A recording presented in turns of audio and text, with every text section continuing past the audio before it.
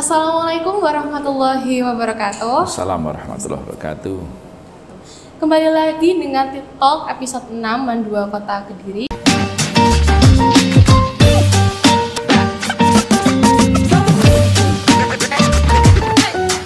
Dengan saya kali ini Alia Safa Nur Haryana yang didampingi dengan Kepala Madrasah kita Bapak Dr. Andes Haji Nur Salim, Magister Pendidikan Islam. Dan Bapak, selamat pagi Bapak. Pagi.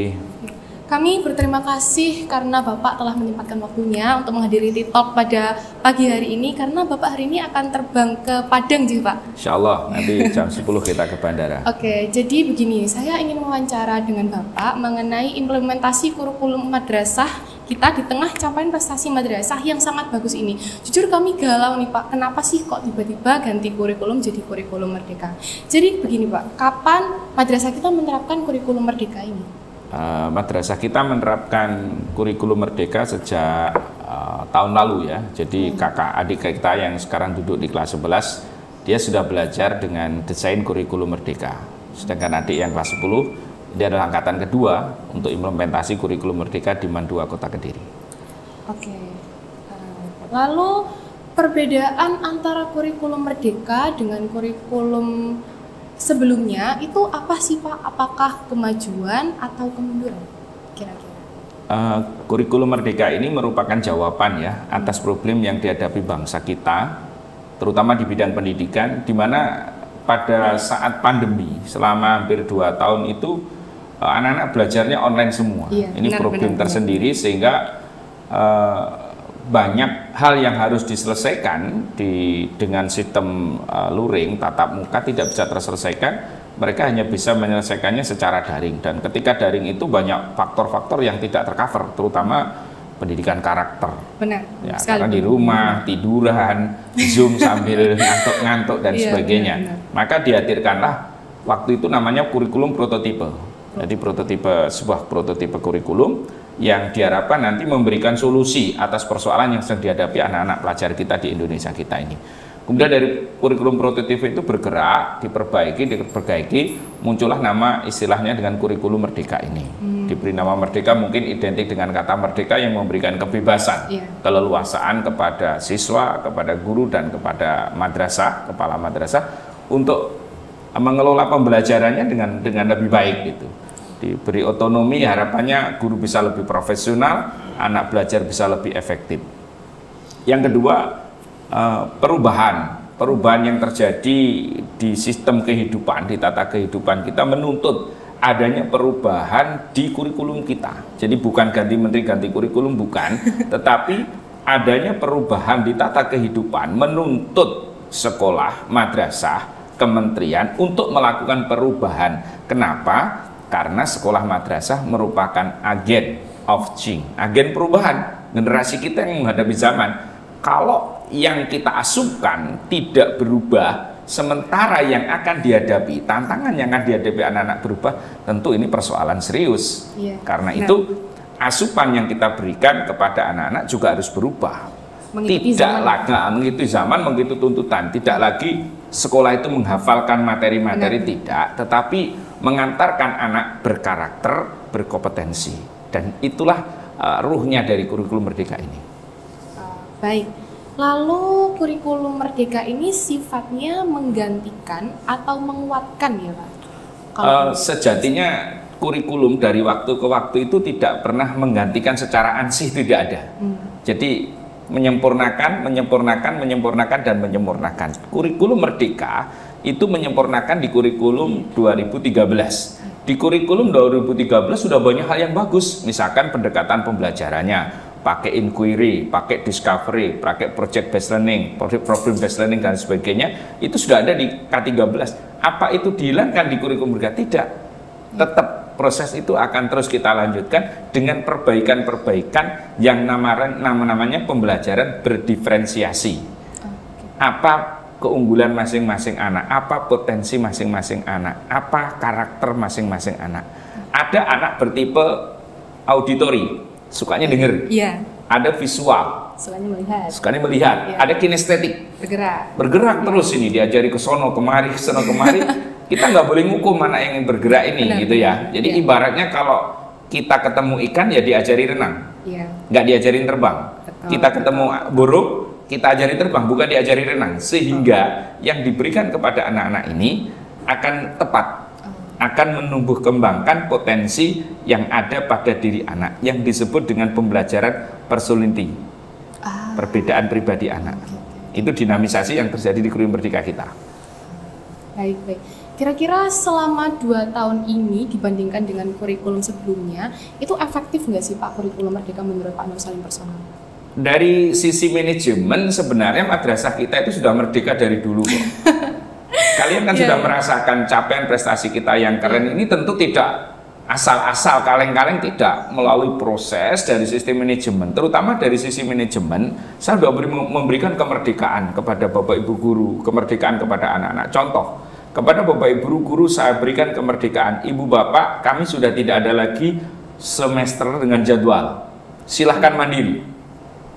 Anak-anak silahkan ekstra sebanyak mungkin, silahkan ikut lomba sebanyak mungkin, silahkan kegiatan sebanyak mungkin. Saya gelarkan karpet merah untuk kalian. Merdekalah kamu di madrasah ini. Jadi kalau konsep saya di Mandua ini sebenarnya bukan sekedar kurikulum merdeka, tapi kemerdekaan madrasah. Gurunya merdeka, muridnya merdeka, pegawai kita juga merdeka, dan semuanya merdeka. Artinya kita sama-sama hadir untuk membangun kebaikan dengan syukur, dengan kebanggaan. Itu sebenarnya merdeka. Kalau untuk Pak Nur pribadi ya, kira-kira ada tantangan tersendiri nggak Pak? Kan ini kan pergantian kurikulum, berarti kan banyak perubahan ya Pak? Kira-kira ada tantangan personal nggak? Ya, jadi kurikulum itu kan barang mati, naskah. Iya. Nggak ada artinya naskah ini tanpa ada eksekutor-eksekutor yang bagus. Benar. Siapa yang mengeksekusi ini? Kepala madrasah dan guru. Benar. Kenapa? Divisi misi, kepala madrasah harus melakukan analisis demikian mendalam, sedemikian bagus, apa sih sebenarnya kepinginnya anak-anak sekolah di Mandua itu? Betul. Nah, maka lahirlah Istitoah. Maka lahirlah Center of Achievement and Civilization. Pusat prestasi. Anak kepingin prestasi. Anak kepingin belajar tentang peradaban. Anak kepingin berakhlakul karimah. Maka saya siapkan fasilitas itu.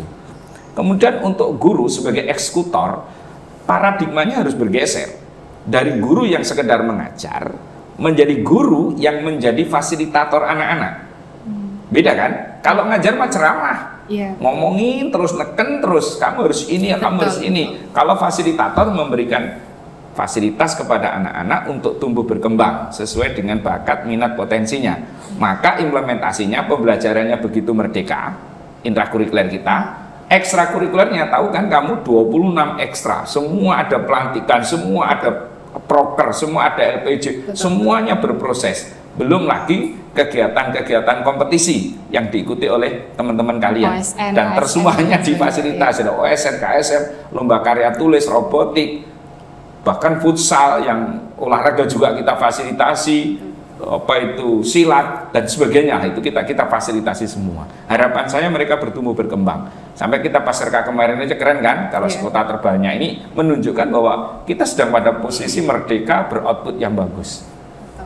Kalau kendala insya Allah tidak ada, wajar-wajar saja. Cuman ini aja, naskah ini bagaimana dieksekusi dengan baik oleh saya sendiri, oleh guru-guru kita, sehingga benefitnya, manfaatnya bisa didapatkan oleh anak-anak dengan baik.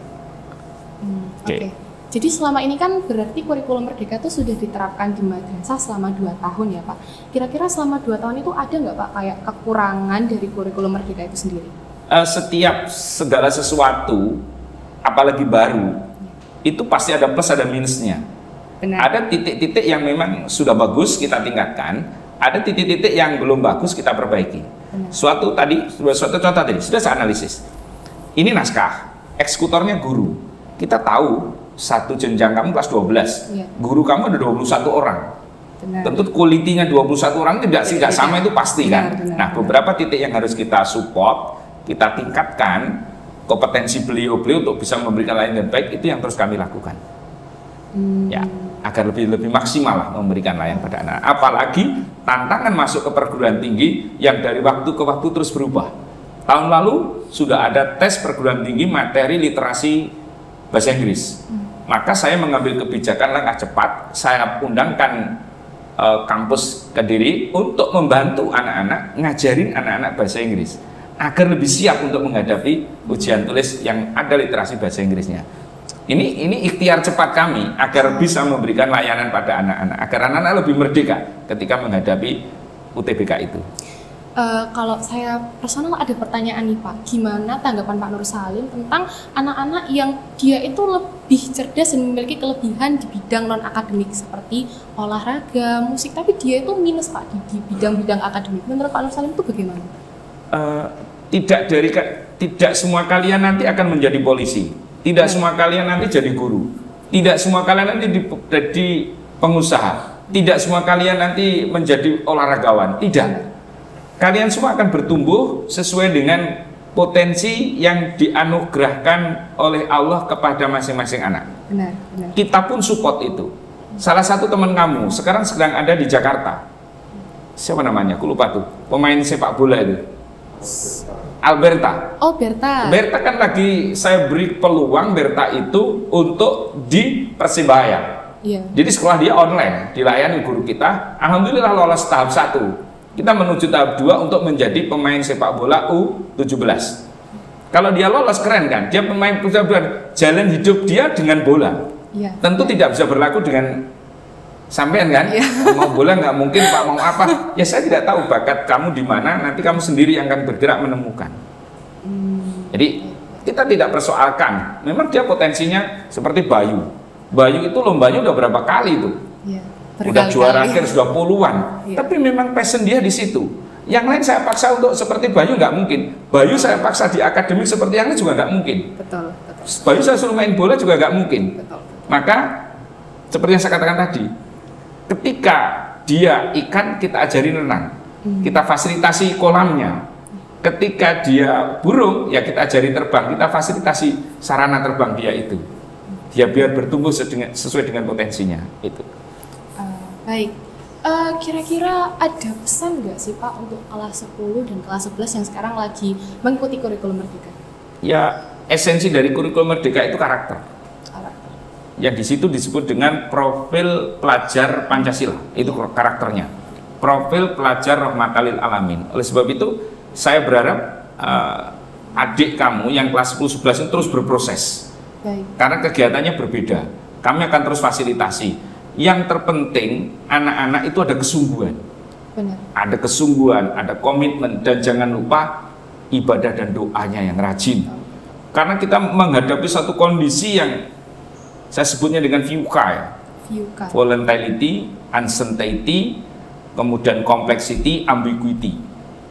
Jadi ketidakpastian, kemajemukan, kekompleksitasan itu yang akan kita hadapi nanti. Nah, perlu dihadirkan sosok-sosok lulusan yang memiliki kompetensi untuk menghadapi tantangan ini, VUCA. Nah, untuk menghadapi VUCA ini, kompetensi yang harus dimiliki anak-anak itu 4. Yang pertama, berpikir kritis, critical thinking, kreatif, creativity, communication, dan collaboration. Benar. 4 kecakapan ini harus dimiliki. Pak, materi-materi tidak penting, bukan tidak penting. Tetapi materi bukan tujuan. Anda belajar matematika, materi matematika bukan tujuan Anda, tapi berpikir logik, berpikir algoritmik itu goalnya. Bahasa Inggris, materi bahasa Inggris tidak penting, bukan tidak penting, tetap penting, perlu, tetapi tujuan Anda tidak menguasai materi itu, tetapi Anda memiliki kompetensi berbahasa Inggris. Bisa bedakan ya? Bisa bedakan.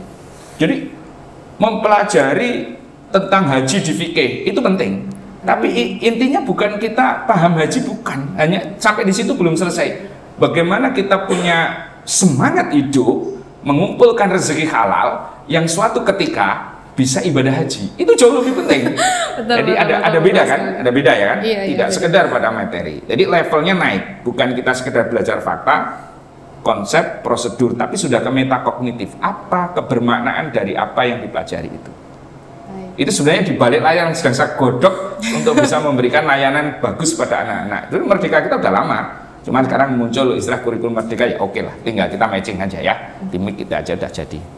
Terus saya ada satu pertanyaan lagi Pak, kira-kira seberapa efektif P5 itu? Karena saya tuh lihat dari adik-adik kelas itu kalau setiap bulan atau setiap semester gitu mereka ada proyek untuk jualan dan sebagainya. Kira-kira se-efektif apa ya itu Pak? Ini kan sesuatu yang baru. Iya, Jadi memang butuh adaptasi yang cukup diikhtiarkan, yang cukup serius gitu ya, baik dari saya sebagai leader maupun para guru yang nanti menjadi fasilitator. Apalagi anak-anak yang apa sih P5 itu? Dulu kan sudah ada bisnis plan ya kita, sudah ada expo keterampilan ya kita. Benar. Apa sih bedanya? Nah di sini nih. Kalau bisnis plan fokus ke sana, ke bisnis plan. Kalau expo keterampilan fokus ke sana. Di P5 PPRA ini lebih mengedepankan pada pembentukan karakter. Dia kerja keras, dia bertanggung jawab, dia mandiri, dia berproses. Ini membangun karakter. Bagaimana kita mengajarkan kerja keras kalau tidak ada fasilitas untuk berproses kerja keras? Nggak bisa kan? Iya, benar. Maka itu kita fasilitasi untuk anak-anak mau melakukan kerja keras itu seperti apa, kena deadline dan sebagainya, seperti itu. Jadi ini akan terus berproses karena ini wadah, ini wahana untuk anak-anak mengekspresikan diri. Ingat bahwa P5 PPRA itu bukan pada output, bukan pada output. Jadi kalau di keterampilan ya expo itu output, kalau bisnis plan itu expo itu output. Kalau di P5 PPRA Pak itu hanya jadi video boleh Pak, boleh. Pak kami gagal tidak jadi produk, boleh, boleh. Yang penting prosesnya. Proses. Karena proses inilah yang akan mengantar anak-anak berkarakter. Ya kita akan cek, apakah tidak jadinya itu karena prosesnya nggak sungguh-sungguh. Nah ini nggak sungguh-sungguh, malas atau apa? Atau kalau memang dia udah kerja keras ternyata kehabisan waktu, kehabisan ini dan sebagainya. Itu. Kira-kira menurut Pak Nur Salim dalam berapa waktu ke depan seberapa efektif sih ini kurikulum Merdeka ini terhadap tumbuh kembang anak, apalagi masalah karakter? Kalau pengukuran efektivitas perlu ada alat uji. Jadi harus ada macam angket atau survei atau kuesioner untuk mengukur seberapa efektif. Karena ini tidak seperti menghitung skor. Benar. Penilaian di P5 PPRA itu bukan pada kamu nilainya PP5 PPRA sudah 9, 8, bukan di situ. Angka-angka, dan angka itu sangat menjebak. Coba lihat. Sekolah selevel kita, grade-nya tinggi, nomor 20 se-Indonesia, MA, nomor 14 SMA MA di Jawa Timur, dengan yang nomor 200 berapa atau 1000 berapa, di sana nilainya dengan kita apa beda? Nggak ada beda. Benar. 75, 100, hanya itu, nggak ada di bawah 75 sekolah sejelek apapun, ya kan? Benar. Sebagus apapun, jadi 75, 100. Benar. Rentangnya cuma itu. Artinya angka-angka itu selama ini menjebak kita. Orientasinya ke skor, ke nilai. Stuck di angka. Iya, stuck di angka itu. Maka terjadilah permainan angka, pasang angka tinggi. Nah yang sono nanti juga pasang angka tinggi itu. Semakin tidak berarti angka-angka itu. Gitu. Oke. Baik, terima kasih Bapak karena telah meluangkan waktunya. Itu tadi merupakan pertanyaan terakhir dari kami. Semoga bermanfaat untuk para penonton. Sekian dari saya. Wassalamualaikum warahmatullahi wabarakatuh. Waalaikumsalam warahmatullahi wabarakatuh.